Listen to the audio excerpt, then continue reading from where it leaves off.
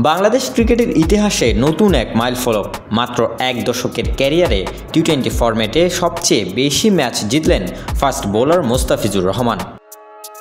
জাতীয় দলে টানা এক দশক খেলার মধ্যে মোস্তাফিজের এই অর্জন সবার নজর কাটছে। গতকাল নেদারল্যান্ডসের বিপক্ষে তিনি বাংলাদেশের হয়ে আন্তর্জাতিক টি-20তে 53তম জয় তুলে নিলেন। এতে তিনি পিছনে ফেলেছেন সাকিব আল হাসানকেও।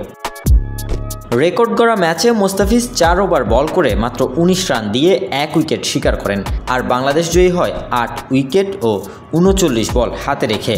আর এই জয়ের ফলে মোস্তাফিজ এখন সবার উপরে।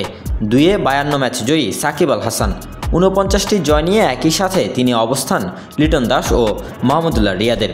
37 জয় নিয়ে 4-এ আছেন মুশফিকুর রহিম, আর 5-এ 23 ম্যাচ জয়ী তামিম ইকবাল।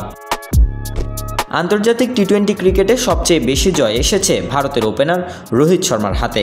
159 ম্যাচের মধ্যে 109টিতেই জয়। পাকিস্তানের শোয়েব মালিক 86, বিরাট কোহলির 82 জয়সহ শীর্ষে আছেন। তবে বাংলাদেশিদের মধ্যে সবচেয়ে উপরে আছেন সাকিব আল হাসান। এই অর্জনের মধ্য দিয়ে মোস্তাফিজ বাংলাদেশের ক্রিকেট ইতিহাসে নিজেকে নতুন এক উচ্চতায় পৌঁছে দিয়েছেন, আর বাংলাদেশের জন্য নিঃসন্দেহে গর্বের মুহূর্ত এটি। Desk report, news now sports.